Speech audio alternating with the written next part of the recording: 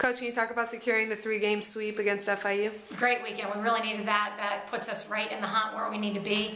Obviously we have the head-to-head against FIU. It'll be fun to see what everybody did in the rest of the conference and see where we stand. Jordan pitched a phenomenal game today. She had that no-hitter going in through 5 2/3 of the inning. Made a mistake. She hit a batter, made a mistake, and the girl, their best hitter, was able to hit it out on a 0-2 pitch. But that's all right. She's learning, she's growing. But I'm excited about what she's able to do. She got 8 Ks in the game. I think we only had to field 1 ground ball, so she was inducing a lot of pop-ups.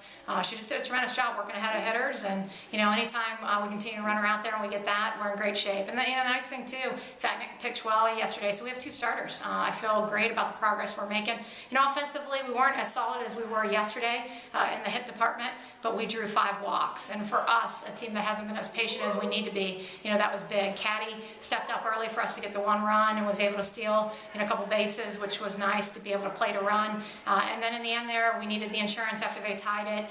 T. Went gave us a good hit by pitch. Cook battled and gave us a good walk to score a run. KG put the ball in play with full count. They didn't have a play anywhere. We were able to score another. And then Z did a good job just putting bat on ball. Their right fielder did a nice job laying out for the ball and just got under her glove for us to plate the insurance runs. So on the day, very pleased with how we supported Jordan defensively, and she did a great job on the mound. Look forward to continuing to roll in CUSA. Thank you. Thank you.